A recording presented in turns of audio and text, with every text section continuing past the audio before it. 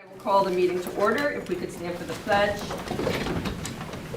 Pledge allegiance To the flag of the United States of America and to the republic for which it stands, one nation, under God, indivisible, with liberty and justice for all. All right, good evening and welcome to our first budget workshop for the 25-26 Board of Education budget. We're all ready to dig in and do our due diligence. Can we have a roll call, Ms. Griffin? Megan Doyle.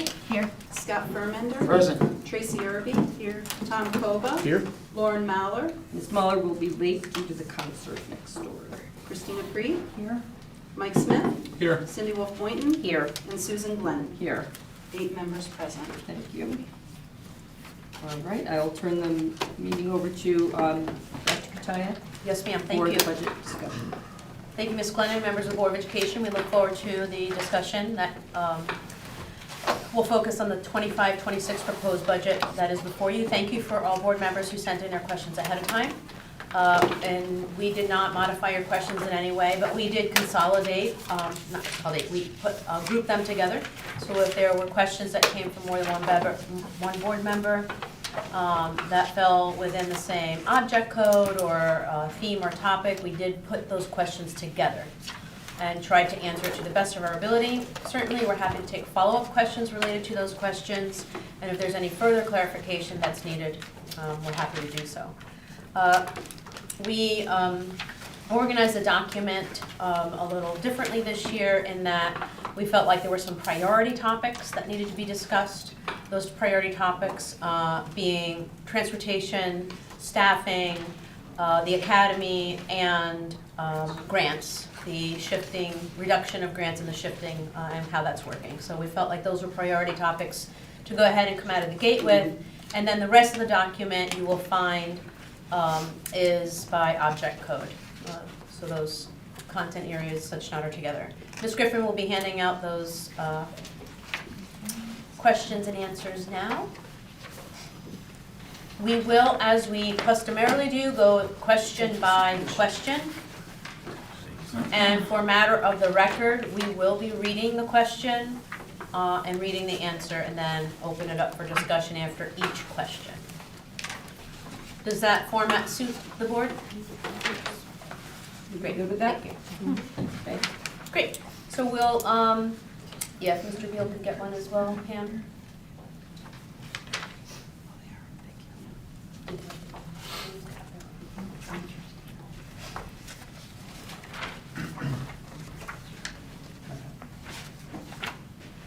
You're just checking, cabinet members, you have your color-coded one? Color to tell us when we're to speak, no other thing.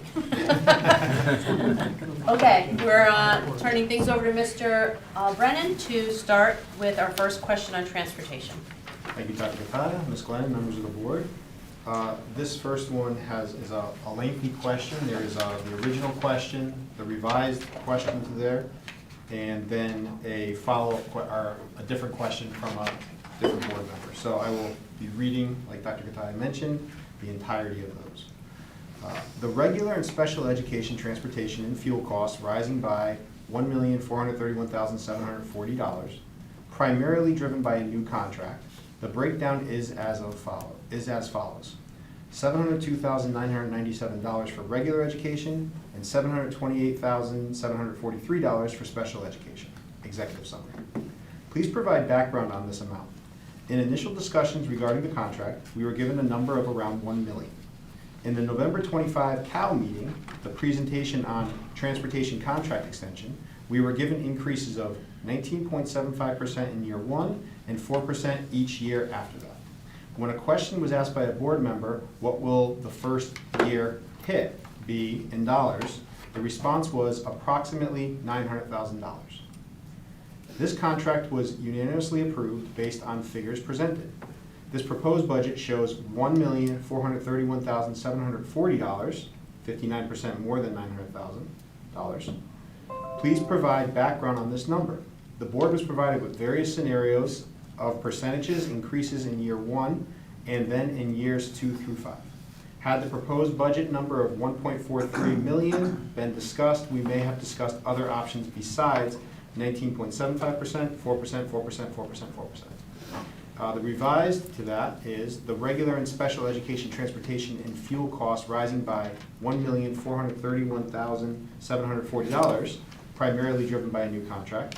The breakdown is as follows: $702,997 for regular education and $728,743 for special education. Executive summary.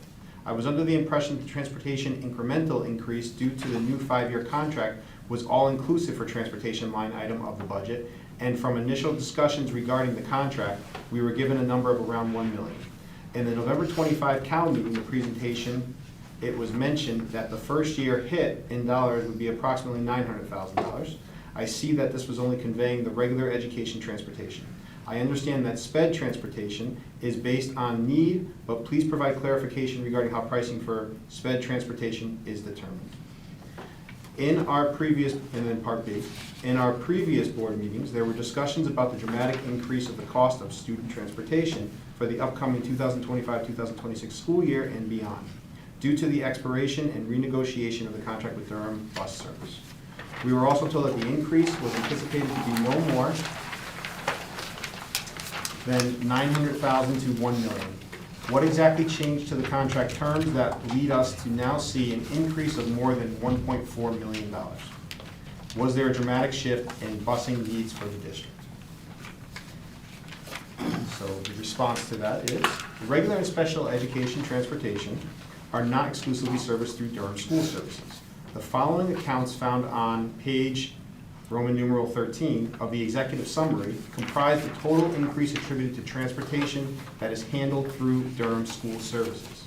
This results in a total of approximately $891,211 increase in our contract with Durham School Services in the 2025-2026 budget. In your packet, you will see a listing here of those accounts as mentioned in that response. Each one breaks down the account, the description of that account, the 24-25 adopted budget, the proposed budget, and that difference between those two budgets with a total of $891,211 increase for transportation related to Durham School Services. And there's also an attachment. And there's also an attachment at the last page of your packet. Not last, fourth to last. Oh, yes, fourth to last in your packet, which I can review with you as well. So I'll give you a moment to get to that spot. It's labeled Transportation Increase Breakdown. So these numbers are directly from your budget book in the transportation line items. So every one of these line items here composes that total amount of that $1,431,740 increase. Every single one of those accounts. And then what I did was I moved these accounts, so even though they're structured a little different in your budget book, I just moved them so that you can see which ones of those accounts are Durham specific and which ones are not. So as you will see in the top portion of that document, accounts 5100, 5104, 5105, 5106, 5108, 5101, those accounts there are specific to Durham. So Durham handles the regular ed transportation and our special ed internal transportation. As you can see in those amounts with the difference in proposed, it totals a estimated increase of $891,211. The special education for outplaced students, as you can see in the second section, accounts 5102 and 5103 are not through Durham School Services. Special ed transportation has always been a separate component for outplaced students outside of Milford. And as a result, that transportation amount is different than what Durham's increase will be. And then at the bottom, I wanted to make sure I captured all the accounts in the transportation total. So those were the remaining accounts in the total transportation line item that did not relate to special education driving outside of the district, and also the Durham increase itself. And if you take a look at those totals, they all add up to the total $1,431,740. Just as a further point of clarification, in Dr. Kataya's budget letter, at the beginning there, I think it's a question, let me get back to it really fast.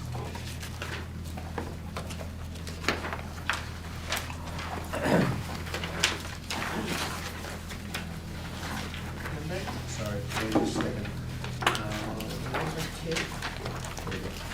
Number 2, regular and special education transportation and fuel costs are rising by $1,431,740, which is the amount that we have projected for next year. And then it further states that this is primarily driven by the new contract. We're experiencing a steep rate in the first year. And then it breaks down the $702,997 for regular education and $728,743 for special education. This has been a common practice that we have listed that bullet point in that way, where we have broken the information from regular ed and special education. But with the consideration that Durham does contribute to part of our special education run, which But is why. I think part of the confusion here is that number 2 in my letter, the 1.4, does not say that that is the Durham contract increase. It does, and it's not. the It's Durham not, contract. Right, it is correct. not. But the question concludes that the 1.4 is, and that's what number 2 states, but it does not state that. In fact, if you take a look at the past few budget books, which we pulled today, Ms. Griffin pulled, I use the same exact language as I have in previous years. I, in total, represent the transportation driver. It's about the driver called transportation. It is not about the renegotiated contract, that bullet. While it's a primary hit, I'll use the language of that question, it's a primary driver, it's not the driver in number 2. And I have historically put special ed and regular ed in my letter together. And historically, in the rest of the budget book, you see it broken out like Mr. Brennan has broken it out. So the question assumes that the statement in the letter is 1.4 is the contract, and that's an incorrect conclusion. So what I'm hearing you say is that your estimate for the Durham contract was $900,000, and it's actually $891,211. Correct. Correct. And the board's assumptions were adopted, if you go back to that, Correct, Ms. right. Glennon, Mhm. which is in your budget book.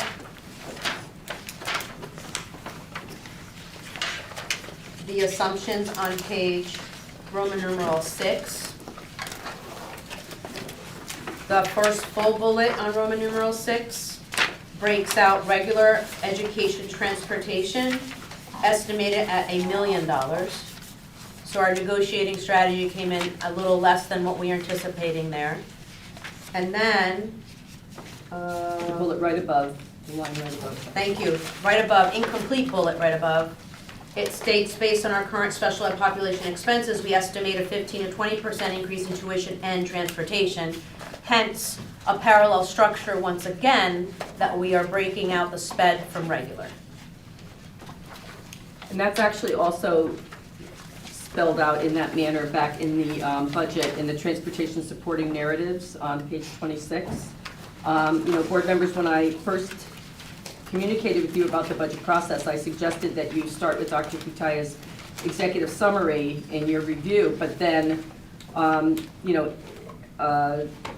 encouraged you to go through the entire budget book with the narrative, because the narrative gives so much information in this budget book. Our budget book is so comprehensive and so transparent.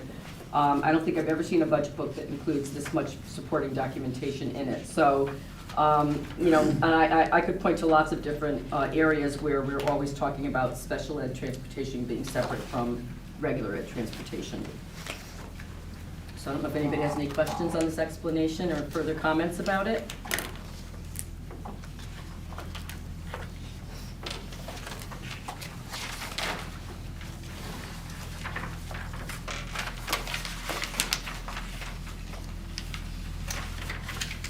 want to make sure that there's clarification because this is a really important point. Any We further discussion? negotiated in good faith. We came in at the number that we discussed. We have been transparent and clear through all of our documentation. Any further clarifying questions on number 1? Ms. Doyle? Thank you. Our special education costs are really just not, they're not really possible to predict at any point. And the special education point is one of these big parts. Special ed is always a Special wild ed. card, especially Right. when you're predicting it in November of a school year ahead of time. And so, but also when it comes to the transportation point is 1 or 2 students could dramatically shift this budget line Tomorrow tomorrow. So like. or today. Or today. So it's such an open air point most of this time. I understood the contract to be the regular education. That's why we spend so much time on it, because that's a pretty fixed cost on where we're going to be within the budget. Is we know we have to transport these many regular ed students, we have to get to all the schools, we have to do this. This is a fairly fixed entity. That special education cost cannot be fixed at any point. So I understood what you were, how the breakdown was going through of the regular ed and the special education. It's very difficult, from our perspective and your perspective, to plan for 18 months in the future on special education costs. Change in children affects everything. But I appreciate the additional explanation. Thank you. And if we could get Durham to pick up more, some special ed, we would, but they simply don't have The capacity. the capacity to do that. And it's a waste of a full bus if you're gonna run 1 kid to Hamden. Right. You're At not gonna $402 hire a bus for special ed transportation, because that's inefficient. Right. Can you tell us what the average bus increase across the state is generally? On special ed? Just general, regular education that you had seen of an average bus cost across the state of Connecticut? We went through that with you guys, right? It was somewhat all over the place, but much higher than what we were seeing. Some were as high as $600 a day, right? Yeah. Thank you. Could we ask Ms. Stewart to maybe just give us a quick explanation of, what might happen? How would you determine if a child moves into the district and needs some kind of specialized transportation, or we would be responsible for transporting them outside of Milford to a program? How would you deal with that transportation issue? So it would be, the specialized transportation would be identified in the IEP, and then from there, we work through my office to outside companies to set up transportation for that student. And then we use Wrinkle, Rely, STS, Carroll's, Lassie's, those are some of the companies that we have relationships with. And then they bid for the run, and then we approve it, and then they service the student. So it's a case-by-case basis, very much on a case-by-case. It's very case by case, yes. Okay, thank Because you. some companies don't have the capacity, they might not have an aide, because a student might need an aide on the van or a car, so we have to go to different companies. Okay, thank you. Could Any I other ask on the questions same on this? point? I'm Oh, sorry. How much, say an individualized specialized van to bring one child to school, how much could that individual bus be per day? It could be between $190 to $300 a day. Okay, so the cost of one bus that would transport, Say- do 3 runs a day, in the morning, 3 runs in the afternoon for one child? It could be, yes. It's exponentially much more expensive by the student, and those costs are growing leaps and bounds greater than public transport for all students. It is a very niche business. Not many people are in it, and so they have us by the horns Demand. on it, yeah. And also a reminder, board members, every month when we look at our expense report, those you see listed, the vendors and, special ed transportation, special ed transportation, special ed transportation. And then we just discussed at our last meeting the quarterly report. So we look at our budget performance 4 times a year, and again there, Mr. Brennan is always pointing out the special ed pieces of the budget, which are, either we're in a deficit, or they're, highly encumbered at this point. but certainly, you know, for transportation for special ed is broken down separately from the regular ed transportation. So we see this often throughout the year. And if you note, if you look at line items in the budget and look at special ed, public, and private, you'll notice a 46 and a 37% increase. So those are growing out of control. In fact, if you think about my executive summary statement, that the regular ed 1 year for all kids went up the same amount, and special ed for fewer children. So, Anything further on this question before we move on? Nothing further over here on this side? Okay, we can we go on can to move the on. next one. Thank Yep. you. Over to Mr. Autieri for question number 2 under staffing. Excellent. Good evening, members of the board. Question 2, executive summary, page Roman numeral 10, object line 1114. Please explain what is included in the summer school increase of 27.253%. And also line 1114, summer school, please discuss the reason for the increase in this line. So 2 questions asking for that information. Over the last few school years, the district was able to utilize ARP ESSER grant funding to support the implementation of summer school programming. With the liquidation of these funds in September of 2024, the salaries necessary for the program have been shifted into the general fund budget. Monies in 1114 include programming for regular education and for required extended school year summer school for students with disabilities. So are these newer programs? Are there programs within here that we created as, because we have the ARP ESSER money? I believe some of the programs existed prior to the ARP ESSER money. I'm talking apart from the required. So we have had summer school for students way before ARP ESSER came. Mm-hmm. And we were able to use some ARP monies to supplement that, and now that's gone. And we want to continue to offer summer school. And there are many more students with special needs that require extended school year. So it's a little bit of both there. Okay. What are some of the things that you would include for summer school for regular education? So we have a program coordinator and assistant coordinator. We also have the staffing that actually institute the program. There's also a school nurse that would be assigned to the locations. We have greeters that help to maintain the transition of students coming in and out of the building with parents. Those are some of the salaries that are included as part of that. It includes reading support. Yep. That's what I'm wondering. Right. What kinds of programs? Reading support for elementary, math support. Math support. There's some middle school. We do have some middle school programs, both in literacy and numeracy. There's credit recovery here for Credit recoveries high school, at the high credit school. recovery here. So it's more of a need-based programming than enrichment. Right now, it's need-based. We have a dream, one day, we have a dream. Okay, but the dream is not in here. No, it's not. No, thank you for clarifying that. Dream is not being I've heard the budgeted for. dream. Okay. Thank you. Any questions on this, Ms. Wolf-Boynton? Approximately how many students attend our summer school programs, and did the population change at all? The type of students who attended change when we were, I'll use the word flush, though that's probably not the right word, with ABESSER money. I just want to make sure I give you accurate numbers on summer school. So I have high school information. Want me to start with that? This past summer, we offered 30 courses in English, math, social studies, science, world language. There were 38 students enrolled in the program. It ran for 5 weeks. That's high school.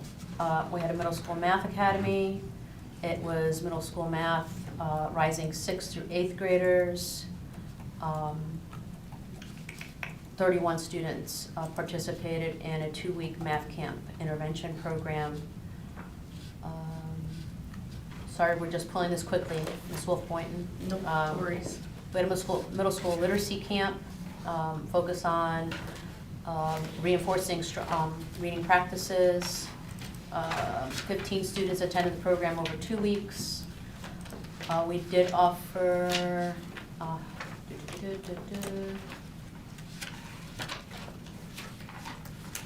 that's all I have in my folder. I don't have elementary information. We would have to get you more information if you're interested in elementary. That would be helpful, I think. Great. And these are all primary, just to confirm, they're either retaking subjects or getting extra help to ensure that they can advance to the next level? For the most part, For the most part, yeah. we've worked with MEA in a couple of situations in 2 core areas to allow students access to physical education and health. So, but for the most part, it is as you described.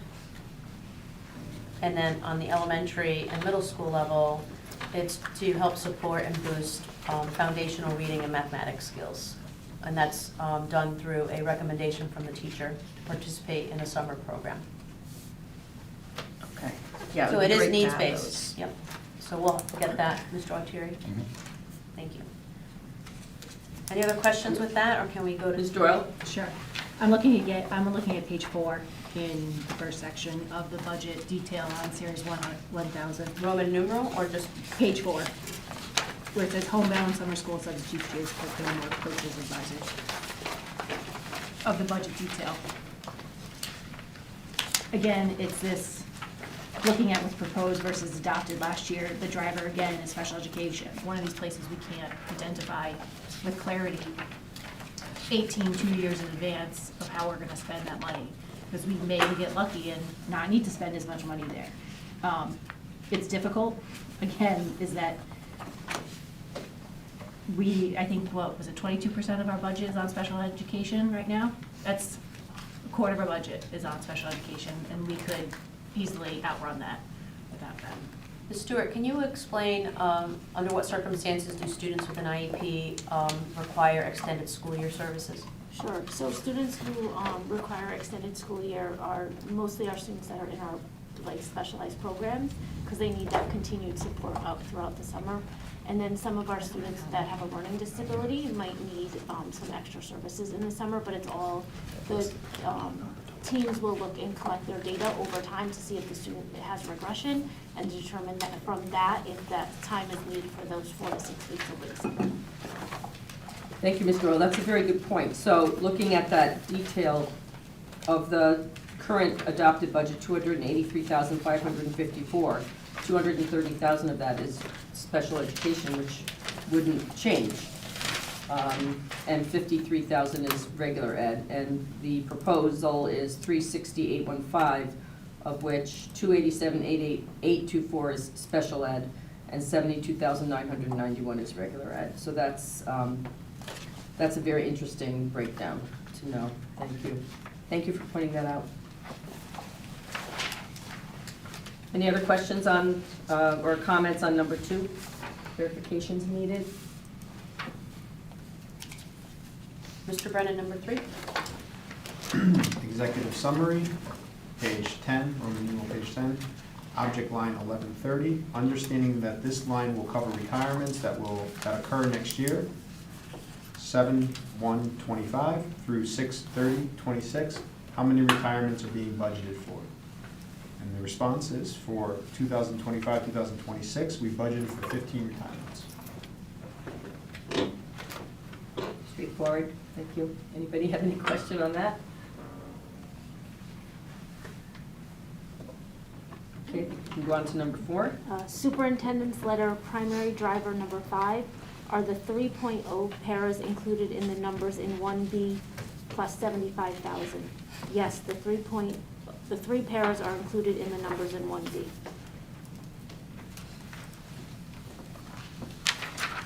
And that is, let me just refresh my memory, I asked that question. 1B is,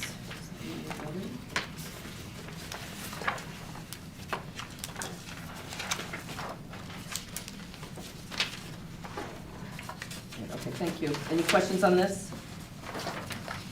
We're gonna go over that staffing chart at some point later, so. Number 5? Number 5, executive summary, page 10, Roman numeral 10, object line, explain the math reflected in line 1129 for the Community Connections Coordinator. This year, we have 2 Community Connection Coordinators. Their salaries are $43,470 for fiscal year 2025. Currently, 1 coordinator is being fully funded by the Title IV grant. In the proposed budget, we are reducing 1 Community Connection Coordinator, resulting in a reduction of $45,209. The grant that is paying for the remaining Community Connection Coordinator can no longer sustain the complete salary due to grant funding.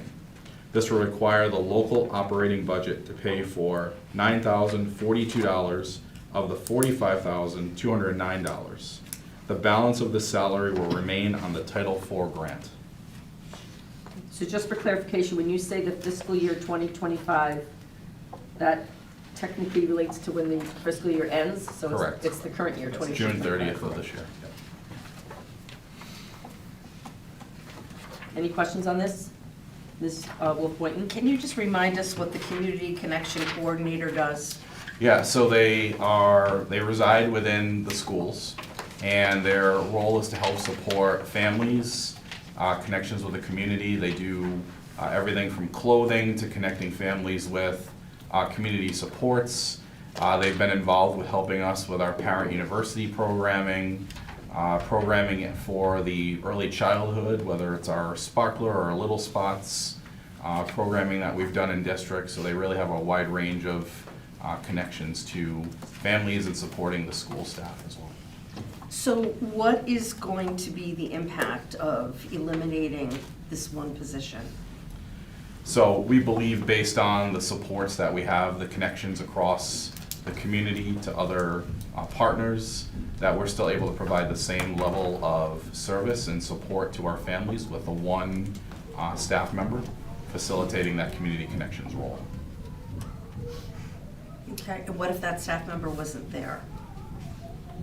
In terms of the single staff member, Yeah.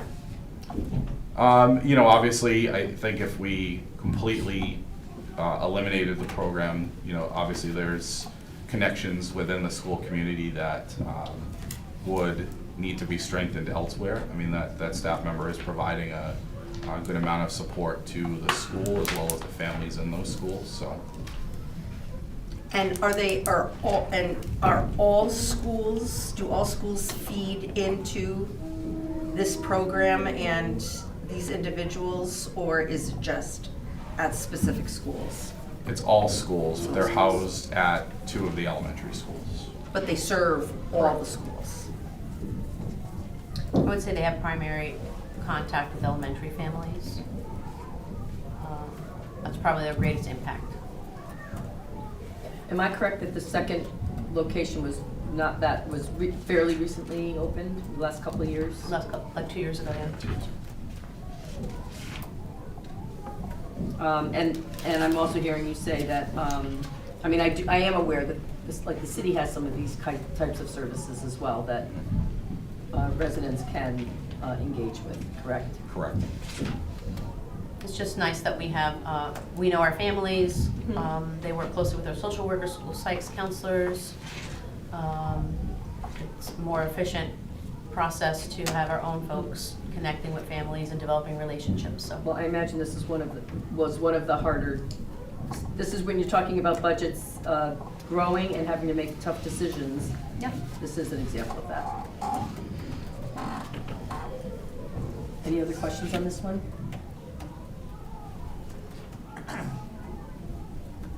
Someone's Okay. having fun. Yeah. Number 6.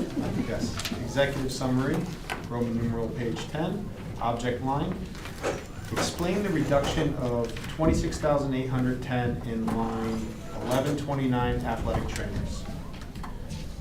So the 1129 account referred to non-certified assistants, operations, athletic trainers, and communications includes a savings of $26,810 due to the 0.5 FTE reduction of facilities project coordinator, which is on the FTE staffing sheet that we will review at coming down in a few questions.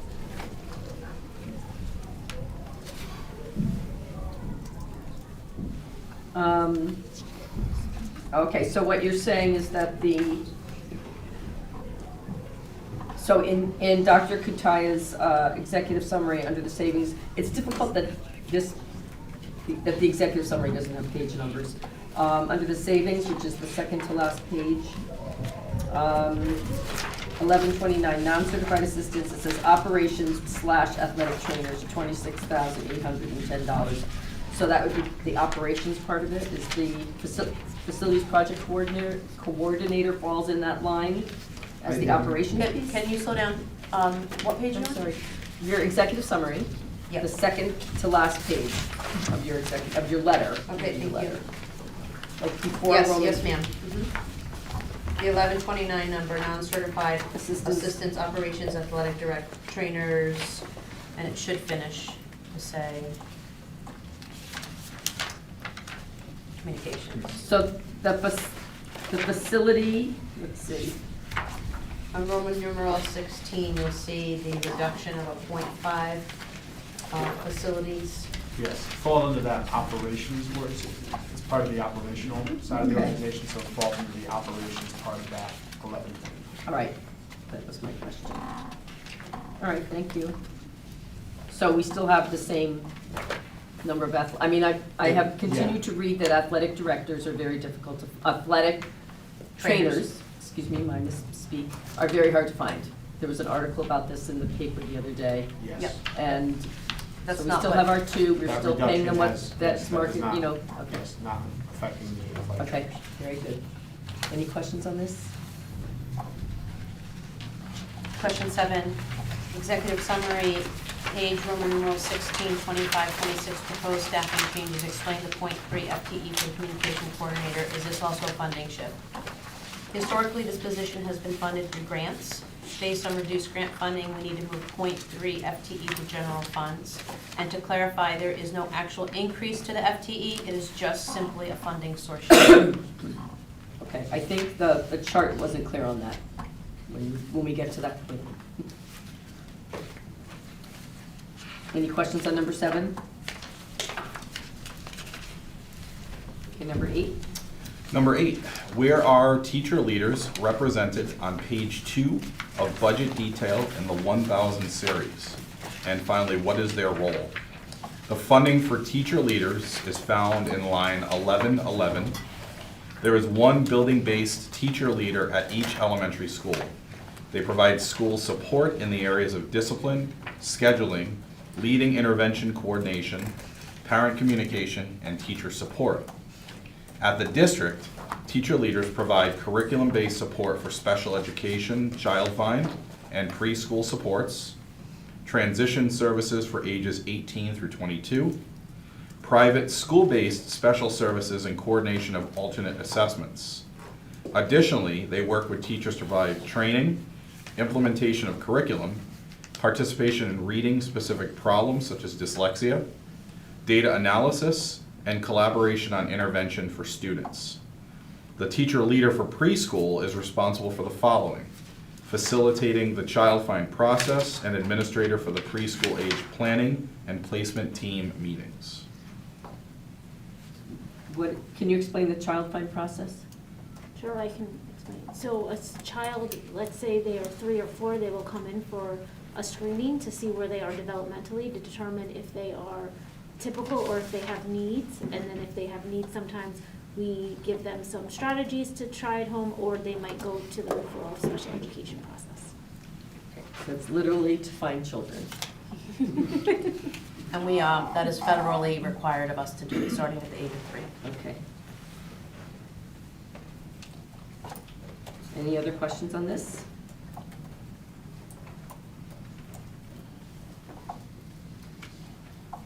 Okay, we're gonna take on page Roman numeral 16. And there is a narrative that we included in the answer, but we're also just gonna walk through the chart, okay? Please discuss in detail, page Roman numeral 16. Please provide more detail to page Roman numeral 16, including the rationale for the FTE reductions in the middle and the high school, what position is being shifted from the Title I grant, last line under regular ed, and the additional .3 communications coordinator. This may have been included in another question. Okay, so for 1111 certified teachers, we are proposing the following staffing changes. Based upon student interest and feedback related to our new American Sign Language offering, we are seeking to expand upon our programming through the addition of a 1.0 FTE for world language. Does everyone see that in the chart? Yes. This will be offset by an anticipated reduction of 1.0 in world language. So if I could bring your attention to the line that says middle school, parentheses 7, one of those 7 would be a middle school world language teacher. Therefore, in essence, that world language add is a wash. We're not being specific at this point as to what world language because it's too early to tell. And that's an anticipated reduction in add, okay? We continue to regularly review enrollment projections across each school and grade level. Several staffing changes are proposed based on this information. Based on elementary projections, we will add 2.0 elementary positions. Does everyone see that line? Yes. Based on middle and high school projections, we will reduce 6.0 in middle school. Does everyone understand that 6.0 and 1.0 gives us set 7? Okay. And 4.0 FTEs at the high school. The middle and high school reductions is just like an elementary adjustment. It's based on enrollment projections. So based on the analysis of class sizes, how many 6th, 7th, and 8th graders we have, how we will group these children, we are able to estimate that each middle school could reduce 2.0 FTEs and each high school could reduce 2.0 FTEs, hence giving us 10 in total. As the teaching and learning department develops and articulates curriculum, we continue to be responsive to levels of teacher support. Based on the progress made toward curriculum implementation, the reduction of a 1.0 FTE district teacher leader position is being proposed. Does everyone see the 1.0 teacher leader position there? In parentheses, that's a reduction. Due to reduced grant funds, certified staff funded through the title grants can no longer be supported by the allocation received by the district. Therefore, we are shifting the funding of 1.0 classroom teacher to the general fund. Does everyone see the addition of the funding shift from Title I grant? That classroom teacher is usually determined year to year based on analysis of free and reduced lunch rates and where enrollment is. Is that correct, Ms. Artieri? That is correct. Does everyone understand today? Okay, yes, I'll pause. Question on that. So just to clarify, it's simply a funding shift. It really has no effect on the teacher, his or herself. Correct. They get paid the same way. They make actually the same never amount of know money. sometimes. Okay. It's simply an accounting function. Thank you. But because the grant is reducing, we can't afford not to have the teacher, so we have to pay for the teacher on our side, general fund. Great, okay, thank you. Any other questions on this first part that we just reviewed?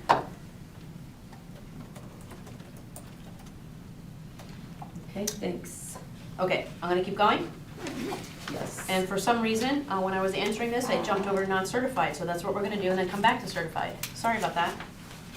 Based on reduced grant funding, we need to move the .3 communication coordinator FTE to general funds. Already answered this. To clarify, there is no actual increase to the FTE, just a funding source shift. And thank you, Ms. Glennon. We will, for future copies, write parentheses funding shift. Okay? Thank you. This year, we have 2 community connection coordinators, as Mr. Artieri already explained. Currently, 1 coordinator is being fully funded. Do you need me to repeat that answer? Or? Okay. I'm going to now go down to similarly to our analysis for certified positions, we closely monitor our 9 certified staffing needs. In an effort to be fiscally responsible, we considered all areas. As a result, we propose a reduction of the facilities project coordinator position by 0.5 FTE. Does everyone see that on the list on the right? Great. Due to reduced IDEA grant funds, again, we're on the left side of the chart, we will shift 2 special ed FTEs and 2 para FTEs. I'm sorry, and if you could add in your answer, 2 special ed teacher FTEs. Oh, okay. Last paragraph of this page. And 2 para FTEs to the general budget. There will also be a reduction in 1 PPS teacher leader position.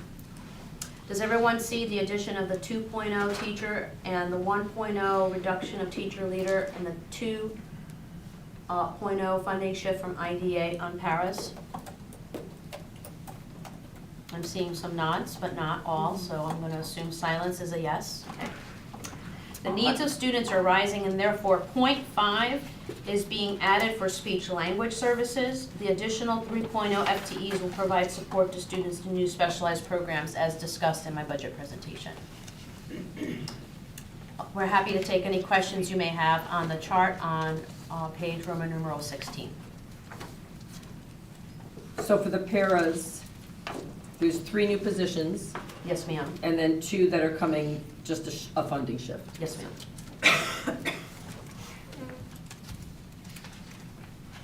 Any questions? It can be complicated.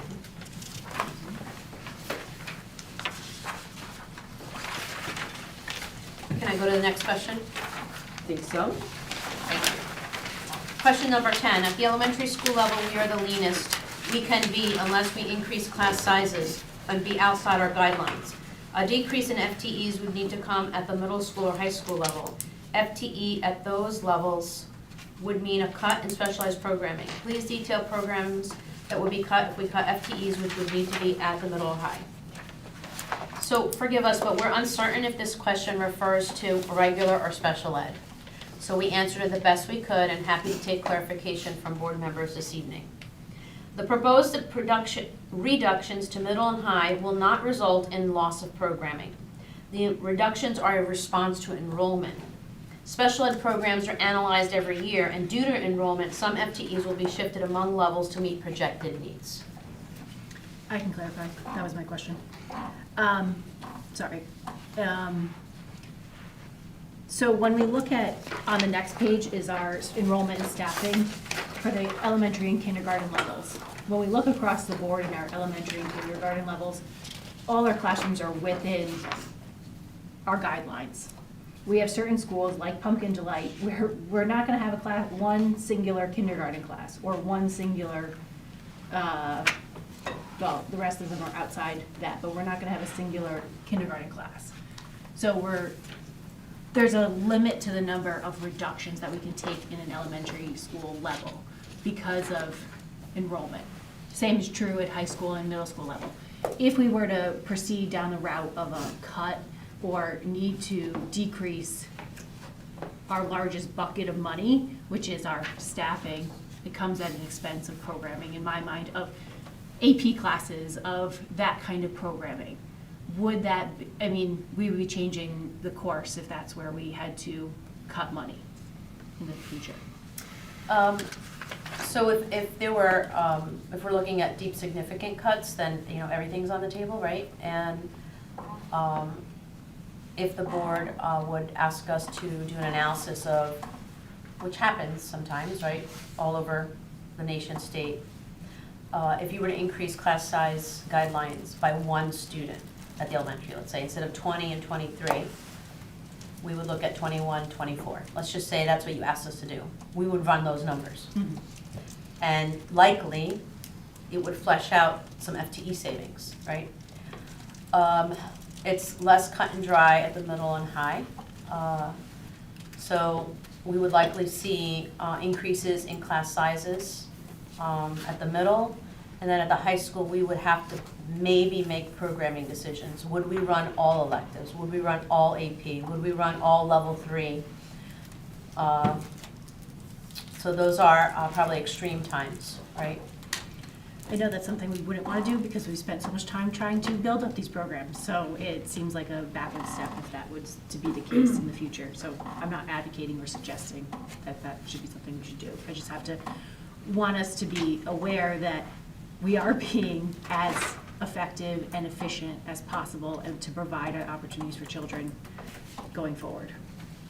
Well, and this budget is responsive to enrollment. Like, we just took 10 FTEs in middle and high. That's nothing to, No. Right. we could have left them in the budget Right. and kept class sizes teeny weeny. Right. So I appreciate it. Yeah, we've already taken 10 FTEs out in Right. response to class enrollment. Right. So- And, but my point is we still have a significant increases based on increase in teacher contract, because it's the most important part of our district is the people we invest in. And from there. Well, I think I've said that we are a human capital driven industry, right? Like, we run on people, like Right. Duncan runs, you know. We could say we run on people, right? That's how we do our business, is through people. You need teachers, you need secretaries. I'm gonna say you need administrators, because you need leadership. There's an investment in leadership. I absolutely agree with leadership. It feels like that's a because- four-letter word sometimes, but, like, we need people. And there's 77% of this budget is people. Right. And if you start looking at everything else, there's some other things that are fixed, right? Right. You look at the pie chart, and you get into maybe like that much that is now under Right. our flexibility. So if there's a deep cut, always in our education budget, always, because of how it's split, you're talking about cutting people, always. Right. I don't want the suggestion to be that we have not done, and you have not done your due diligence of cutting where it's possible to cut, because that has been suggested before. That's already been said in Right. this budget cycle. Right, and that's my point, Yeah. is that we've done that, and you've done that portion of bring forward that you've already cut individuals from the budget, because it's not a great use of resources when we're being fiscally responsible. And we're not proposing any new programming. Right, right, it's flat. We are going to continue. It's an operational investing budget. as we go. It's operations. So I think, thank you for clarifying your question, even though that went into left field a little bit, our dialogue did. But any reduction of FTEs further than what we have proposed would require us to look at our programming. I can't speak off the Right, cuff can't like that, but it would broadly. require us to look at it. Right, you've done the work, is my point, of bringing it to where it can be without major program. Our cuts. best budget is in front of you.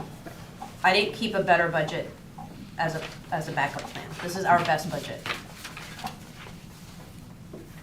Okay, number 11? Please discuss the addition of relief custodians on page 6 of the budget detail in the 1000 series. In response to that would be, relief custodians are not a new addition to the budget and refers to the cost to provide substitute, also known as temp, custodians for our custodial staff to cover absences due to sick leave, vacation, injuries, etc. Historically, these costs have been included in the maintenance line item. Recently, in an effort to increase transparency, we have separated this into its own line item, very similarly to other substitute accounts within the budget. So if you refer to page 6 in your budget, the bottom piece there where it says relief custodian, just to verify that, you can see that the FTE allocation has a dash there, meaning that there are no additional FTE added for that piece of the budget. And as I mentioned in the question, that 60,000 typically live in the line above it, under maintenance. But just to separate it out as we do with many of our substitute lines, para substitute, teacher substitutes, we want it on its own line level. You can see that here, starting in the last budget here. Any other questions on this, or clarification needed? Okay, you can go on. The next section, the academy. For the academy, if we were to discontinue the program, would there be additional costs to outplace these students? How are students identified and placed at the academy? What is the graduation rate? In order for a student to be placed out of district, a planning and placement team meeting needs to occur with teachers, administrators, and parents in attendance and when age appropriate, the student. Therefore, we cannot definitively state that students will be placed out. We can predict that some of our most vulnerable students who have not been successful in our comprehensive high schools would need an outplacement to ensure completion of high school. There is a referral process that teachers, counselors, administrators, students, and parents engage in to consider attendance at the academy. Last year, 20 students received their certificate of completion from the academy and were able to walk at graduation with their classmates.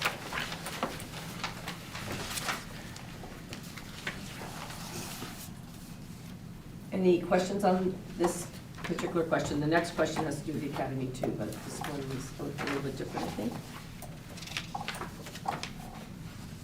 Want to go on to the next one then? All right, next question from a board member. Looking at the enrollment for the academy, it is expected to be 17 students total for the 25-26 academic year. 0 in grade 9, 2 in grade 10, 6 in grade 11, 9 in grade 12. 24-25 actual is 37. Let's review the yearly expenses to operate the academy and consider bringing the students in-house at Foreign High. An alternate day program can be considered versus an entire alternate high school. All of the resources could still be available for this population, teachers, program, etc.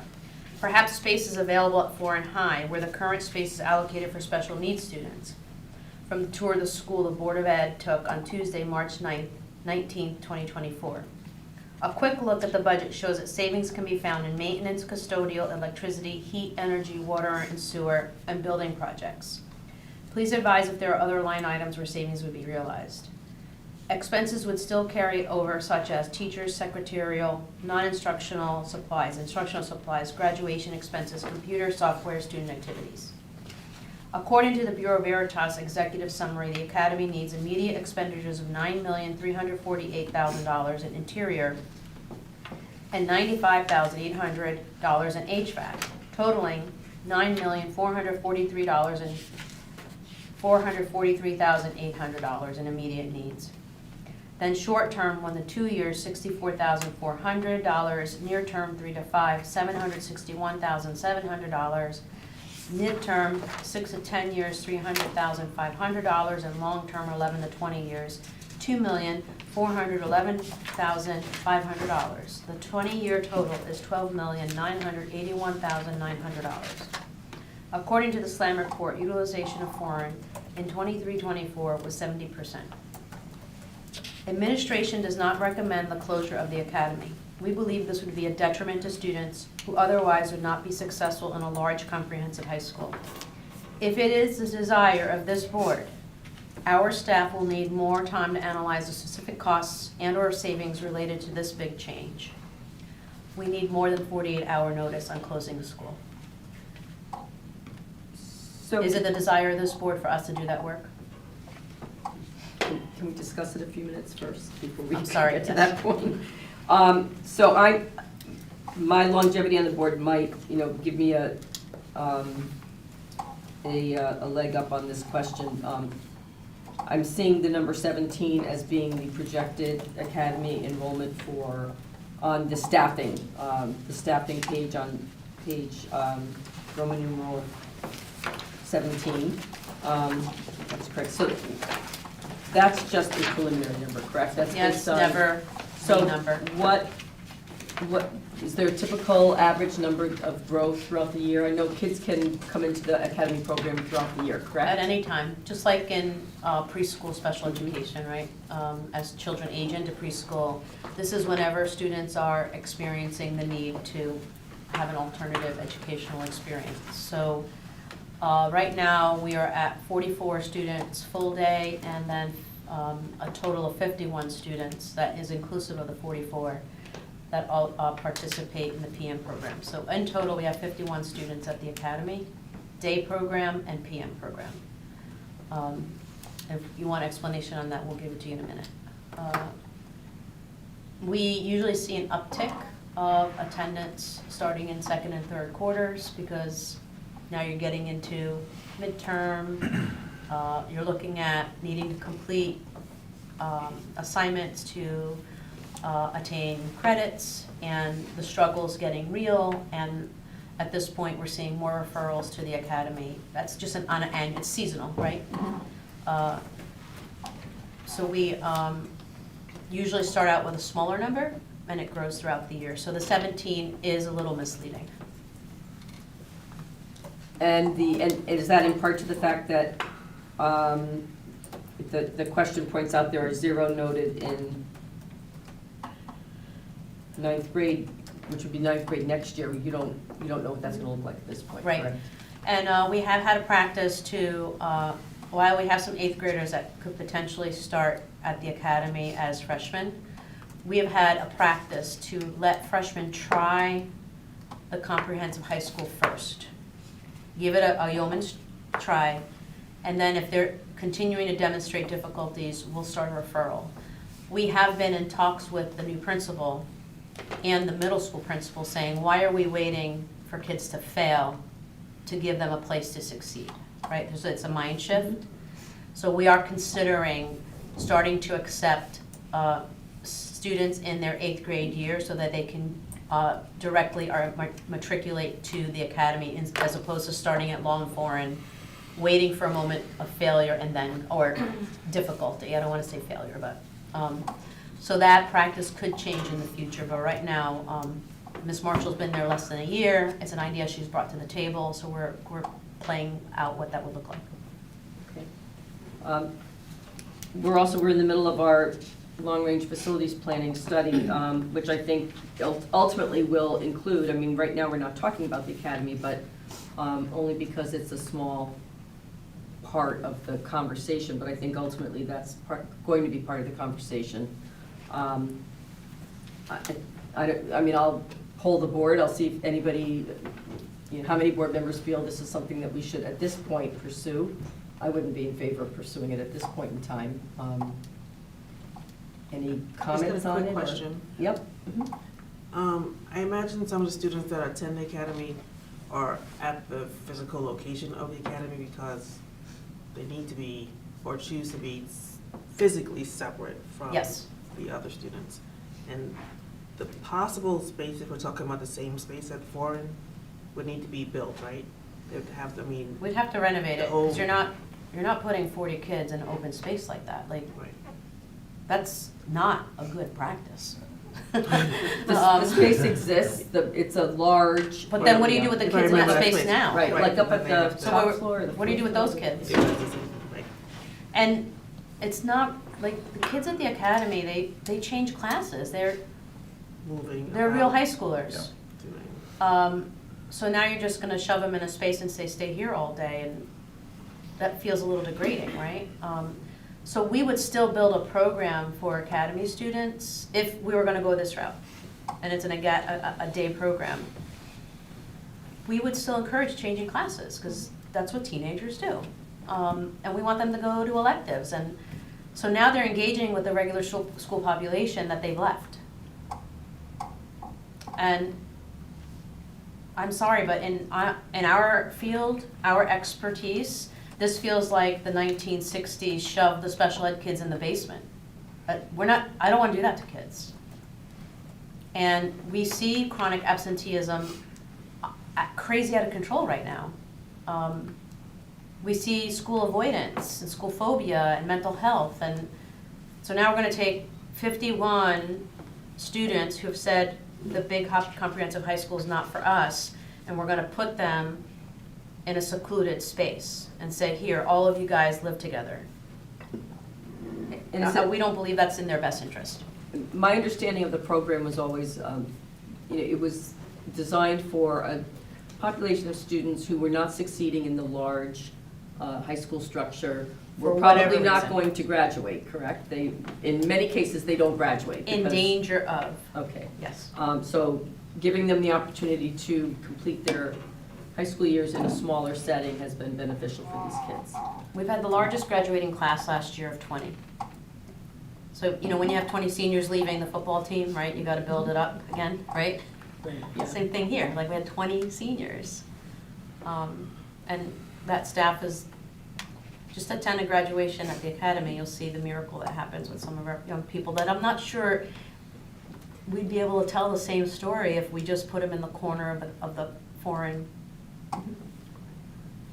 And honestly, we have other capital plans for foreign, and that is also a space where we're envisioning some of our programming going, so. Mr. Smith? Thank you. And apologies, I'll write a more formal question, but this is an opportunity, I think it ties into well some of the draft I've been having. I really appreciate this question and kind of how it lays it out and how it ties into our long-range facility plan. And I think it is worth, I would appreciate, not speaking for anybody else, but the 50 students at $13 million over the next 20 years. I think that making sure we're making the best choices for our students and our facilities and our taxpayer dollars. But I feel like it then ties into the special ed needs, which I really appreciate the enrollment and staffing chart. And I understand that students will ebb and flow from being in a special education count or not over time. And I don't know if it would be possible, but I would, maybe as we kind of, as I'm wrapping my head around like the trajectories we're on, if there's a way to also include the percentage of each grade level which is currently receiving special ed services, right? So like half of our budget is general ed versus a quarter special ed, and especially as we're looking at the academy, which is the culmination of your time in here, if we're seeing a cohort that, a younger cohort needing more special ed services, it would be likely silly to shut down a facility which services those kids. However, if there's fewer special ed kids coming up in like kindergarten, first grade, second grade, maybe you look at how you address the academy and the population and services in a different way. So I agree that, you know, there's nothing wrong with wanting to have conversation about exactly what you're talking about here. I just don't think it belongs in the middle of a budget discussion. Yeah, it's more less, the not just, long-range yeah. planning piece Right, that we're. it's just where my brain's thinking, yeah. Something, okay. Yeah, sorry. So Mr. Smith, to clarify, Yeah. the academy is not a special ed school. Correct, but it was, how I just heard the conversation was that it services individual students who would not be successful in law or foreign. So in that dichotomy of general ed or special ed, like there's some, I guess maybe I don't know the right term for it, right? But if it's. Those students, you don't have to have an IEP to go to the academy, Okay, any kid. okay. But your point is on a different track under a different meeting, something that we can also discuss. But just to clarify, the academy is not just for students with IEPs. Understood. Ms. Muller? Super quick and very efficient. First of all, apologies for being late. There was just a fabulous 4 elementary school-wide 4th and 5th grade band and orchestra concert across the way. And trust me, if you were in the room and heard them louder, it was just as fabulous, if not more so. So again, apologies. But to this piece right here, 2 pieces jump out to me. One, having numbers along the way of counts of special ed, so we can see those kinds of trajectories along the way, and that may have been somewhere in something that we've gotten at some point. But just to look at the numbers per grade, that would be a relevant data point that I feel would be very useful as we're looking at a lot of other data as well. And to the question of the academy, setting aside the conceptual purpose of the academy, which I think is extremely valuable in and of itself, what it does, the idea of doing anything with a facility, anything with a building in the budget preempts all the work that we're doing right now in the long-term facilities plan. So we are all saying bits and pieces of that at the same time. I just want to be very, very clear that that is out of order. Not out of order like you shouldn't do it, but out of sequence. We need to be doing it in the right, proper process. You know, we've all complained when people have tried to close schools overnight. That's kind of the same effect here. That's not something we do without a long-term plan and a purpose and a strategy, and we're not done with that yet. So I don't think that has any place here, but everything is on the table in that process as we continue to talk about it going forward. Are there individual, yes, Ms. Preet? Okay, so those who are graduating from the academy, they'll be not, no? This year, they're gonna graduate 20? No. No, we already did. Okay, this year, this coming June, we're gonna graduate 9. No, hold on, grade 12, I'm just looking Since at. the number changes, it's impossible Yeah. to tell how Okay. many are. Well, that's why- that's Mr. my Giancola, point, as is that- of right this minute, can you tell me how many seniors there are at the academy? I can only tell you how many seniors there are. If Okay. they graduate, it's way too early, just like anybody else. no one at Law and Foreign that we could say will graduate definitively, unless they already have the 26 credits, right? So seniors, we're just talking that language, is that okay, Ms. Yeah. Bree? Mr. Giancarlo will give us a number of 22. senior, 22. 22 seniors. Okay, so the number for 17 really is not anything really we can go on, given that the full day right now is 44 with a total population of 51. So, Yeah, the 51 includes the PM kids okay, that come for an afternoon. so 17 really just took into account what we know of right now, which obviously is going to change, but we know we're graduating 22. So that 17 number is not something that is reliable. But I do still think we need to see the numbers. It may not even be enough to say it's, only a certain amount and it really isn't gonna make a difference. But I do think to be fully aware of what we're looking at, given, it's immediate need, it's from the report. And yes, 9.4 million as far as they were concerned, Bureau Veritas for 9.4 million. But I also know there's not that many buildings and grounds and maintenance projects. But again, maybe a little bit more of an explanation, and I imagine it's in the detail of that school in particular. But the immediate needs, maybe we regroup, and what's immediate, is something gonna be drastically happen in the building that it's gonna need, regardless of what we have in the plan. For instance, even at Pumpkin Delight, where you said in the older part of the building, the pipe burst, right? So maybe we get a better perspective of that 9.4 immediate needs. Okay, but that's not a budget discussion, that's long-range planning work. None of that 9.4 So- is in the budget that's before you. Okay, so, but something could happen where Bureau Veritas, as far as Bureau Veritas is concerned, there is concerns with the building. So I Just do like the think- other 13. Right, I do think we do need to see the numbers, so that, whatever it takes as far as a week for, next, the 22nd meeting, just so we know what we're looking at. I'm not following you. I mean, you can look in your budget book and you can see what is the projected electricity use for the academy, the Okay. heat and the water. That's all in account 4100. Okay. So I'll tell you what it's gonna require. We're gonna have to get an architect out to tell us what it's gonna cost to take that space at Foreign, if that's where we go, and to build at least 6 to 8 classrooms there, because we're not putting them in open space. You don't do that to high schoolers. You're treating them like second-class citizens. Then we're gonna have to have HR take the staffing, all the teachers, and now decide where they're gonna go, how are they gonna teach, who they're gonna teach. You don't just take the academy and plop it into that space. And then you have to look at 51 kids. And Ms. Stewart and Mr. Altieri and the staff at the academy will need to do individual programming for 51 kids. Because you can't just reintroduce them to a comprehensive high school after going through a process of registration and we actually have kids visit the academy, have a mentor, they shadow somebody, they meet with the teachers, they develop an education plan. You can't just rip that Band-Aid off. So, Ms. Preet, respectfully, I would say, I can't have this to you by the 22nd. So if I Because could- it's not just a savings, we're gonna have to spend money to move kids, too. And I make this dire request of this board. This is not good for kids. We have never been a board or an administration that has put bricks and mortar before kids. And this conversation right now sounds like bricks and mortar over kids. And I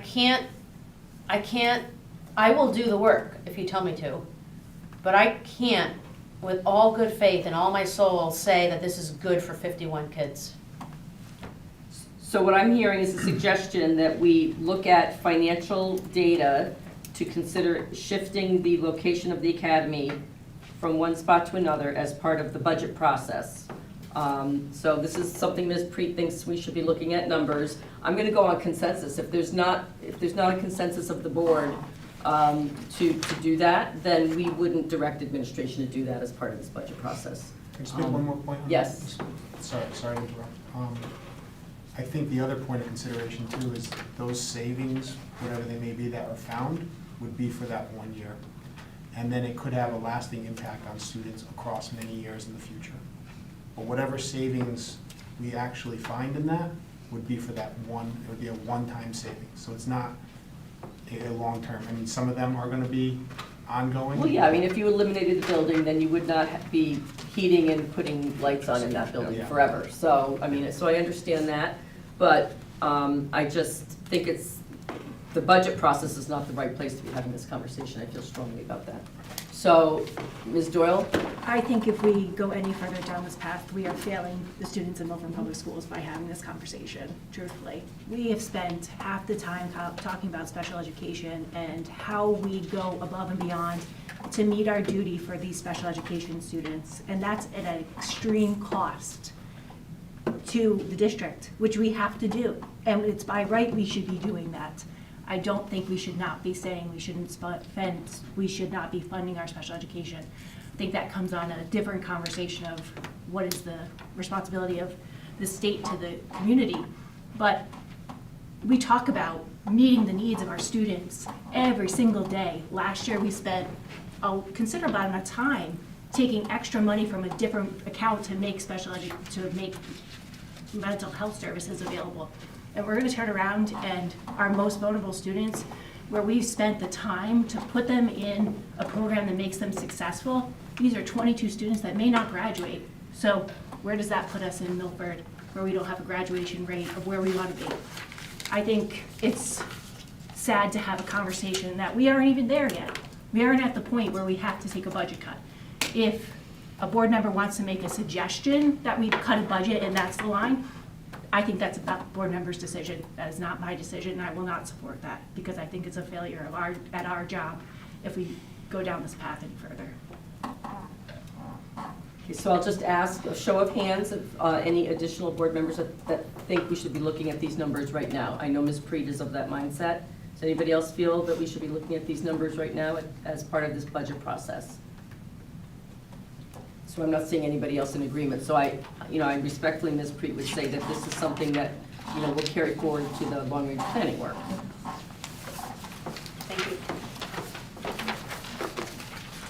So we go on now to number, I'll transition us to the next section, which is grants, question 14. Please discuss in more detail or review with the group the changes to line items as a result of a reduction of entitlement grants. How much money do we usually receive in entitlement grants, and what is it now? Are these primarily focused on special education areas? Does the change in the entitlement grants affect lines 1120 and 1123? And a similar question that was asked in regards to grants. Please also elaborate on the reduction in entitlement grants we are experiencing and the effect this is having on operations. Entitlement grants have seen decreases in funding over the last 2 school years. These grant programs include the title programs, delineated as Title I, II, III, and IV, as well as entitlement grants specific to special education or IDEA. Specific allocations and descriptions of each grant can be located on pages G1 through G5 of the budget book. Many of the entitlement grants include funding for a variety of staff positions throughout the district. When the district experiences decreases in entitlement funding, we are faced with 2 options. Number 1, move the position to a different funding source, or number 2, eliminate the position. The change in the entitlement grant allocations primarily impact the teacher salary lines, not the accounts 1120 or 1123. And included there for the board's reference is a summary table of the entitlement grant allocations as discussed in the overview for the last 5 school years.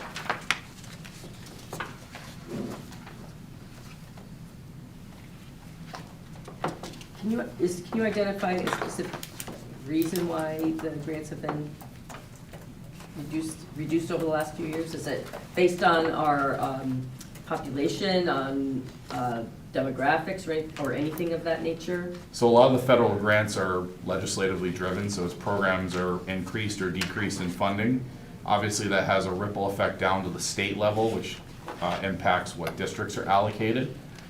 For something like the title grant, it's based on free and reduced lunch numbers. That's the primary determinant. We use the October 1 enrollment data from the prior school year to determine that free and reduced lunch number. And then that's applied systematically to an allocation formula that determines what each district and accordingly each school receives for grant funding.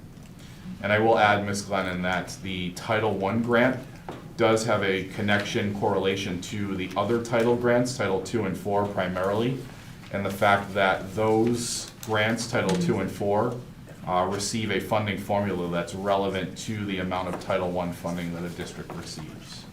So chances are if Title I goes up, II and IV follow, Title I goes down, Title II and IV will also decrease as well. And then the Title III grant, which is our English learner grant, is determined based on the number of students that are identified as multilingual learners for that school year in the district. I had thought free and reduced lunch numbers were on the increase, so I wouldn't have expected these grants to go down if that's the determining factor. Questions on this? Ms. Wolf-Boynton? Is when it comes to like the reduction in free and reduced lunch and the money for English language learners, is it are the reductions coming because formulas have changed, or are our numbers changing? I mean, you're naturally gonna have students as they move through the system will graduate. Those students will come out of the system, and obviously if you're not having students who are moving in and accessing the free and reduced lunch programming, we have students that we graduate who are multilingual learners. If you're not then replacing those numbers, you're gonna see shifts, especially school to school. Ms. Wolf-Boynton, as kids move from elementary to middle school, those schools will then have the natural shifts as well. I guess my question kind of stems from a larger idea that I'm grappling with at the moment, in that, I'm very unsettled by the budget and the things that are contributing to our decision-making, many of which are out of our control. But, looking at the reduction in grant money, the having to make the hard decisions about, eliminating one of the community coordinator positions, some of the lines of questioning, and really this what seems like a very hard eye, too hard of an eye on special education and the academy. I gotta be honest, I'm really worried about our students, and I'm hoping that as board members, as we think about this budget, of course we have to be fiscally responsible, but at the same time we can't forget what our overall mission is and who we are doing this work for. And Dr. Kataya, you had a comment that I'm going to misquote you about the focus on bricks and mortar. And I think that's a really good descriptor of that idea of what are we focused on as we're having this discussion. It's like this perfect storm is happening, not just in Milford, but in everywhere. That is really causing us to make some hard decisions. And the fact that we have a budget that's just, quote unquote, keeping things operational, I'm having a really hard time with that. A really hard time with that. And that doesn't mean that I'm necessarily suggesting that we add money to the budget, though I have to say, I've thought about that as well. But that I really think that we have to make sure that we're framing our conversations about, what is the greater good. I can sympathize with your feeling, Ms. Wolf-Boyton. And I continue to try to reflect on the system improvement section that's in Dr. Kutaya's executive summary. Even though it's not system improvements, you know, the commitment to continuing the opportunities that, you know, she lists, the 7 opportunities that she lists, because this budget still very much supports those items. So even though it's not adding anything, we're still supporting those items, which includes the wellness and development of our students and staff, which I think this board has demonstrated over the last few years a strong commitment to. So I don't see that changing, even though, you know, we have a budget before us that's very much focused on keeping the doors open. Right? So, you know, There are we're great also- things happening behind those doors Yes. that will continue. But it's hard. I think it's hard. Yeah. Ms. Doyle? Thank you. I agree with the sentiment. Just going back, Mr. Altieri, back to grant 14 on the grant funding trends, if I can understand you correctly. So the dollar amount per a student isn't necessarily rising with inflation to meet the costs associated with it. That is That's correct. Yep, what you're that is saying. accurately stated, yes. Okay, so that's really what we're talking about, because we're saying we're losing money in entitlements when essentially $688,000 doesn't go as far as it did 5 years ago, and it's basically flat over this period of time. So it didn't rise to meet the demands of inflation over the last few years, is what you're saying. And Ms. Doyle, I'll add, you know, as Ms. Stewart and I have discussed, the grants, we often don't find out IDEA is later in the school year. The title grants we don't get until September when the kids are back in school. So there's often this unknown element that comes with the development of those grant applications each year, so. Of course, and so it's, once again, we're trying to forecast for a year and a half in advance for a very turbulent time. And we have a lot of questions of what's gonna happen beyond our Milford Public Schools. Degree of predictability that needs to happen in the planning tool. Right, exactly. Thank you. Other questions or comments or concerns on number 14? The next section is general executive summary. Superintendent's letter, primary driver number 3. Please be more specific on the special ed contracted services increase of $72,278.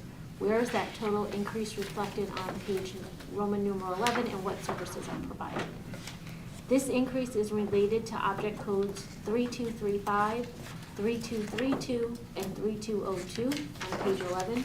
The increase accounts for the following expenditures: related service support to students who attend an out-of-district placement or require homebound instruction, provide substitutes for staff who are on leave through an agency, provide reading instruction by outside providers, one-on-one nursing for students, assistive technology consultations and evaluations, audiology services for students with a hearing impairment, providing interpreters and translators for meetings and associated legal fees. Can you give some examples of assistive technology? Sure. So some of our students might need iPads for their communication system, or they might need some tools to use, like Read Write Google, speech to text, but sometimes they need a higher level. So there's one that's Orbit that talks about using PDF files. They can write in and it translates to a PDF, so we go to an outside provider sometimes to do that, a consultation and evaluations. Thank you. You're welcome. Any questions on number 15? I have one quick question. Why would our students need reading instruction from outside providers? So sometimes sometimes our students need that additional support that we can't always provide them, and through sometimes the PPT process, it's recommended that an outside provider gives them that additional support. So does that mean someone comes into the schools or they go out for It it? can be either way. It usually comes from the recommendation of a parent or an advocate. Thank you. Just got one thing. Yes, Mr. You Kovak? call out object code 3202. I'm assuming that's a typo. You probably meant 3231. It's not on here. It's not on 11. Because I don't see a 3202 on I there. apologize. Is it I 32? believe that should say 3302, legal service. Okay, 33. all right, okay. I Thank didn't know what it was, okay. So number Thanks. 15 has a typo to be corrected. So it's 3302. 3302, thank you. 3232 and 3302. Okay. The number's not 72. 278. All right, anything else on number 15? All right, number 16? All right, question 16, superintendent's letter, primary driver number 4, right to read cost of $346,660. What budget line is this found in? Costs pertinent to implementing the required right to read legislation are located in the 6110 instructional supplies account.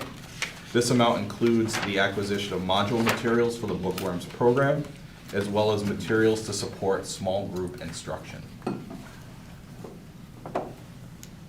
Questions on that? Ms. Zerby? That number, 346,660, how is that different from on Roman numeral 6? The bullet for right to read, where it says it'll cost $750 to $1 million. So, Ms. Irvin, that's a great question. As you know, when we were developing our budget priorities and assumptions, we were wrapping up our pilot process in district, which programs had a expansive range of costs depending on which program we selected to move forward with. We've also done some work internally to determine one of the elements was additional professional learning resources through a consultant with the program. As you'll see in a future question, we've really done a thorough job at talking about and determining who would lead the professional learning in district. And we believe we have a lot of resources internally, as well as some of our current literacy consultant partners who support the work that we're doing in district around small group instruction, to be able to do a lot of that internally or through partners that we already have. So that allowed us to come in at a much lower cost than what was originally predicted. So we're not looking at that's not an expected number anymore. Correct. The 346,660 is the accurate number. That would allow us to obtain the module materials as well as the small group materials. Thank you. So on that, the 346 is materials. Correct. Anything clarifying, anything of, there's more than just materials. You're not just getting a bunch of stuff and throw it in the classrooms, it happens. Where is the rest of the implementation cost So, found? And is that the 750 to 1 million, or is the full total sum also smaller than that? But what's the delta between the 346 and the whatever the newer smaller number is that covers the implementation cost beyond materials? that's a great question, and as Dr. Kataya referenced in her budget presentation on Monday evening, we also did receive some ARPA funding, about $188,000 total, that we were able to use to pre-purchase some of the materials. For instance, we are doing a soft pilot with teachers this spring, so we're able to obtain some of the later module materials earlier this year to use during our soft launch. We were also able to provide some of the upfront professional learning from the consultant partner to be able to do that work with teachers this school year. So we utilized that $188,000 for purchase of some of those materials. Ms. Stewart has also worked with her special education team to determine the resources to support that in the classroom setting as well. Okay. Is it accurate that, because I remember you saying previously that some of the, or all of the training that goes along with the right to read is something that we're going to be able to do in-house? So does that mean the only, from what I'm hearing you say, is a lot of the implementation costs were front-end loaded into this year? Correct. Which is great. So next year, are the only costs associated with the ongoing implementation of Right to Read beyond the pilot program those related to materials at 346? Or are there additional implementation costs that'll fall into next year's budget beyond the pilot, once the pilot program goes full? Yeah, I mean, there'll be. There's gotta be something There'll else. I'm obviously just trying to be- figure out what that piece There's is. got to be Yeah. some PL. Yeah, there's Yeah. gotta be a PL somewhere, even if you're doing Yeah. it all a professional learning component somewhere, even if you were doing the majority of it in-house, there's gotta be something beyond Yep. materials. Yeah, there'll be a continuation of PL, obviously. Sure. And obviously, as we go years into the budget, you know, anytime we have to replace a certain material, but, you know, obviously not at this particular cost. Okay, the material piece absolutely makes sense, and the fact that you were able to front-end load so much of the training and through the pilot programs and all of that this year is fantastic. It makes the costs for the implementation that much smaller for the upcoming year, which is great. But figuring out what goes above the 346 for the implementation would be a helpful number to have, just as we look at the sum total of what's left for implementation, for Right to Read to go, for bookworms to go wide. Does that make sense? I'm not sure. Or maybe I'm not understanding. If I could, Uh-huh. so the way I'm seeing is now the 750 to $1 million included the revision of curriculum, the purchase of teacher and student learning resources, and professional learning. So that was the assumption for the coming, for 25, 26. But it was also the numbers that were floating around on all the programs that we were Yeah. reviewing. Right, So there okay, were like so- 5 programs, some were 1.5 million, right? So So you front-loaded some of that into this current budget, what we're in the middle of. Correct. Grant funding as well. In this budget is 346,660 to purchase bookworms. to purchase bookworms. Materials. And so what other dollars might be? There will always be curriculum revision. As we learn the modules. Can you put a dollar figure on that? Can you think about that? A dollar figure that's not related to the materials at the 346. I mean, it's baked into it's baked into those lines. So the way we determine curriculum writing costs is we talk to teachers as the year goes on. What comes up like, wow, 3rd grade is really struggling through that, or that unit didn't land the way it should with our kids based on assessment. We need to bring 3rd grade in this summer. And so now let's see, I'll call 3rd grade teachers. Who wants to come work on curriculum? Great. 5 people said yes, come. So it is somewhat based on what's the student data showing us, what's the teacher feedback giving us. So part of this will always be a curriculum revision piece that will change year to year based on implementation and student experiences. Part of this will always be somewhat of a like train the trainer, bring in some expert in the area of phonemic awareness, because our teachers are telling us, I just don't get this. Like, can you give us some more help here? So we would bring somebody in based on that feedback, or our kids are really not getting it, right? So there will always be, and it may be next year it's literacy, the following year our supervisor says, no, math is a priority, so that money gets shifted over to math. So I'm all over the place, but let me try to land. So it will always be materials, it will always be assessment pieces that get wrapped in there. It will always be, is there some training needed? And to what degree does that happen in-house, or do we have to bring somebody in? You covered them all. Training, curriculum. Assessment. Assessment, adapting. I guess, Is there something we're not thinking of that might be in your head? What I'm maybe, Okay. What I'm hearing is, is there a way to place some kind of a dollar number on all of these other things that? that is a question that is very valid. Not exactly the one Okay. that I think I was trying to put my finger on, but had I thought of it, I would have asked it too. So that question also. We've done the pilot program, right? Bookworms, that's it. That's our winner. It's gonna go district-wide, right? Mhm. The cost of it going district-wide includes the materials, Yep. but it also includes something else to help the teachers who weren't part of the pilot adapt those and incorporate and integrate those materials into their classrooms for next year before we get to the stage of having so much data we can now assess and adapt.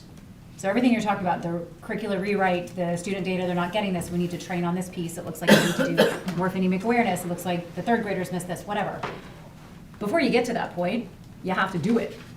So what is there still to be done to get us through that initial, everybody's doing it now stage, beyond the 346 materials?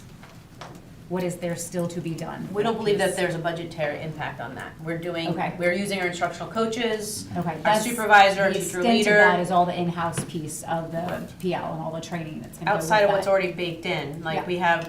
we work with a consultant that we've been working with for 4 or 5 years who specializes in the components of the science of reading, and Mhm. she comes in teachers' classrooms, works with our teachers and our kids, and so outside of that, like, Right. that's Which is already baked into baked how we're in. doing it anyway, right? Yeah, So it's the independent, so what I'm hearing, and tell me if this is accurate, is that there are not specific costs associated with implementing Right to Read district-wide at this point in time beyond the materials, until we get to that stage of, now we have enough data to assess and see what's happening and adapt throughout the year. Correct. Everything that Okay. we need for successful implementation On is day, at the incorporated in this beginning budget. is in there. Correct.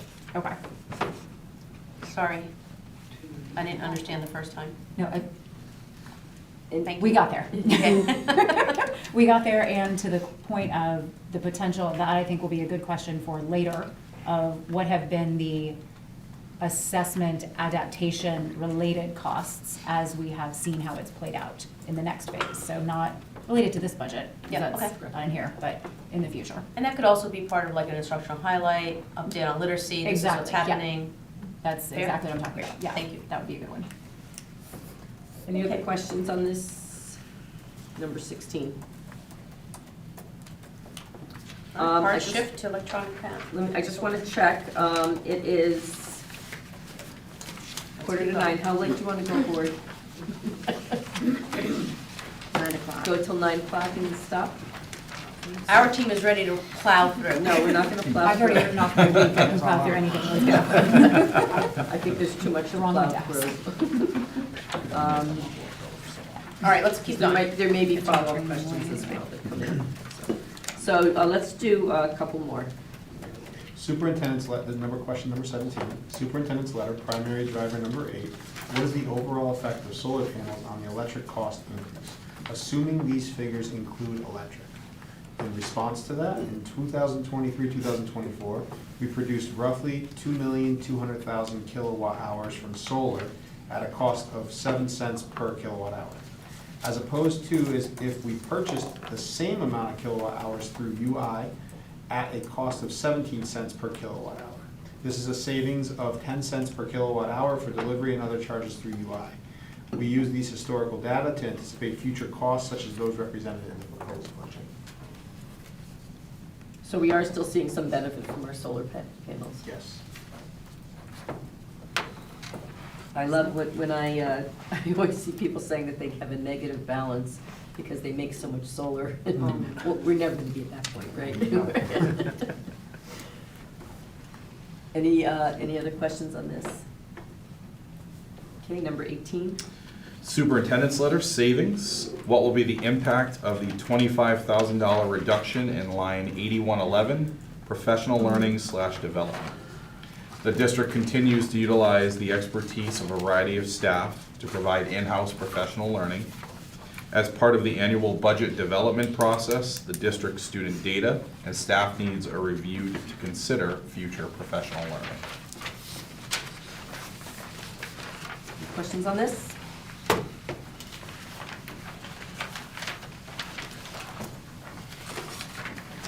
Okay. Sorry. Yes. If this, scanning through on 41, if this was in there, what was the reason for the reduction? So as Dr. Kataya just mentioned, each year when we sit and I work with the supervisors to develop our local budget, we start at zero. We go through what we're seeing in the classroom for the student data. We talk about needs for us moving ahead, and we are very methodical about trying to have a long-range plan for professional learning, so we're able to forecast out into the future. There's a lot of other data points that come in. Our principals play a role in helping us to understand what the needs of the staff are. We start very early on in the summer, so as staff come in and do HQI Live, that sets the tone for the professional learning that we do system-wide each year, and that helps to inform the work that we're gonna do with teachers in district. So there's a lot of different elements that go into forming that plan, and as Dr. Kataya mentioned, you know, if we're looking at a new literacy program or adding components to the literacy program, there may be a shift of more funding towards the literacy accounts, whereas the following year, we know that there needs to be more work in small group conferring in math, and funds are allocated towards that particular content area. So it really will ebb and flow year to year based on the needs of our staff, but ultimately our students. Is there an impact in this budget of the change in the calendar for next year that reduced 3 half-day professional learning days? No, because again, to the point that we mentioned, a lot of those early release days are content professional learning days that are facilitated by our supervisors, our teacher leaders, our instructional coaches. There's a complete group of staff, and sometimes even our just classroom teachers help to facilitate professional learning. So we continue to utilize the expertise of the terrific staff that we have here in district. Okay, great, thank you. Any other questions on that? Question 19. Personal insurance line 2002.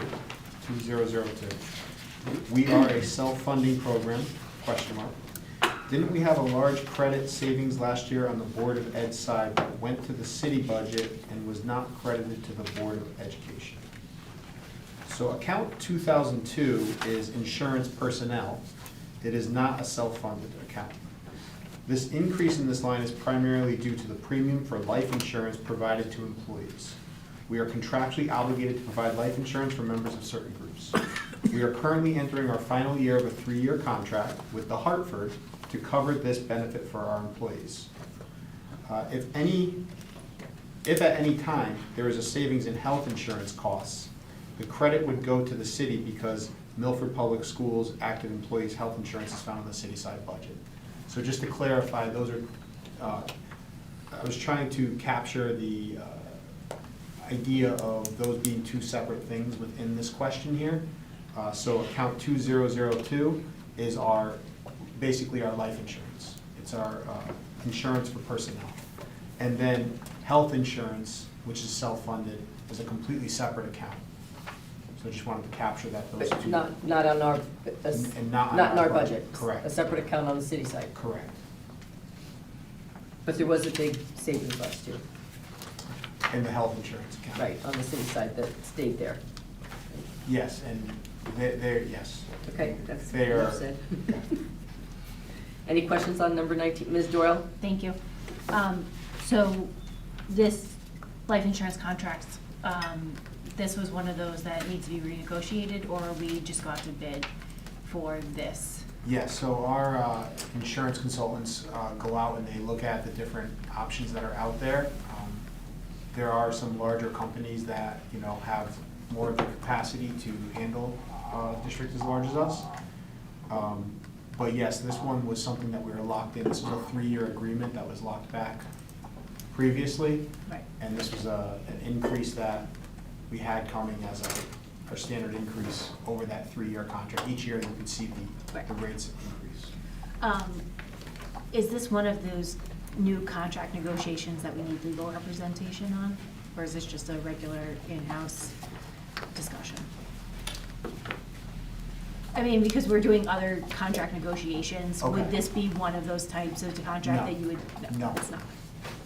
No, it wouldn't. We just, we would need to provide coverage as per outline per each contract that Right. whoever would receive that death benefit, and as long as somebody is satisfying the language in that contract, then we satisfy that. Okay. And our insurance consultants really help make sure that that policy mirrors what we need for our. Kind of like the gas consortium, like go out and figure out what's best Mhm. for us. Thank you. Other questions on this? Okay, number 20. Number 20, please discuss how Milford's health insurance retirement benefits differs from comparable communities and why ours is so much more expensive than others. So health insurance nationwide is a constant topic of discussion because of the high cost of healthcare. This issue is not unique to Milford. We do not have the data to compare other retiree health costs to other communities. Our retiree health costs to other communities. Just to further talk about the point of health insurance, for active employees, we are self-insured and do not pay a premium. When the city receives a claim, Anthem processes the claim, and the city pays that claim. This is a similar process to other municipalities who are self-insured. For retired employees, we are fully insured and we pay a premium. Depending upon the employee working group, we utilize either Anthem or the Hartford to cover those claims for our retiree population.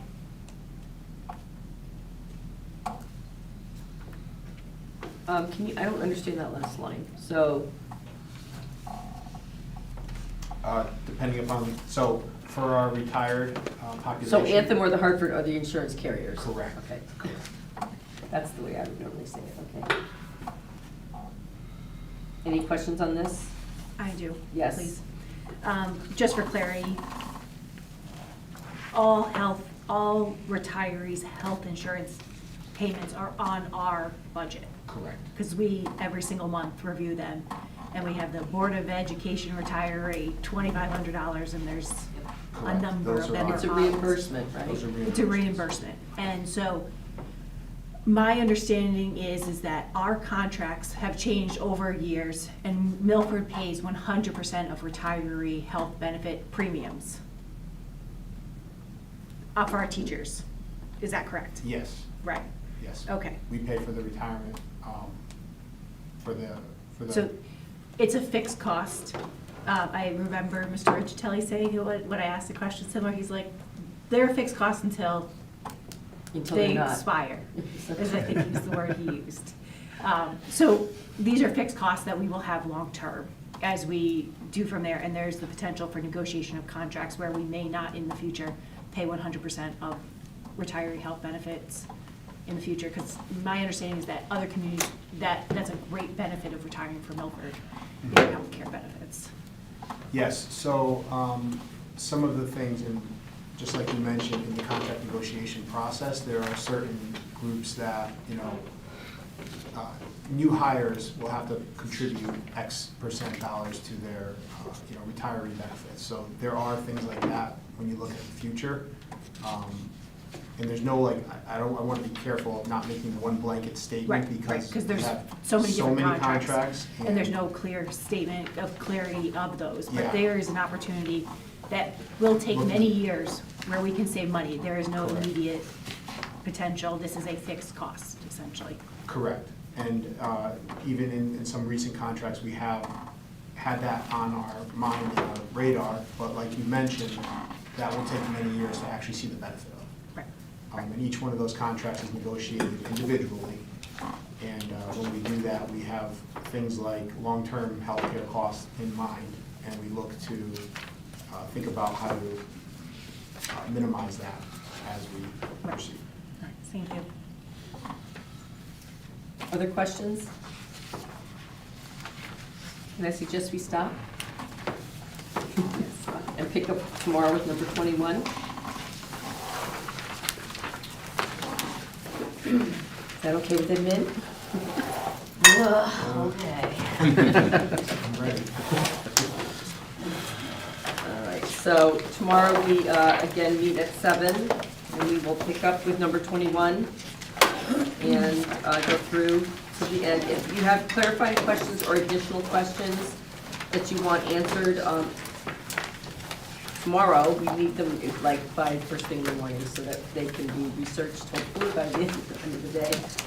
Staff spends a lot of time on these, on top of all the other things they have to deal with, so that would be helpful if anybody has additional questions to get them along to me right away. And then we'll see where we're at tomorrow. We're on track to try to vote on Wednesday, the 22nd. Unless something comes up that needs additional time to discuss, in which case, we do have a hold on the Thursday the 23rd, or if we have some bad weather as well. So we'll keep our fingers crossed if there's no bad weather. So I see one person in the audience. If anybody has any, we have public comment on the agenda. Is there anybody who'd like to make public comment tonight? In that case, I will dispense with the public comment statement, and I will entertain a motion to adjourn. Motion to adjourn. Is there a second? Second. Ms. Muller seconded. I wasn't sure whose voice was. Anybody opposed to adjournment at 8:58? All right, we are adjourned. Thank you, board Waiting members. till 8:59?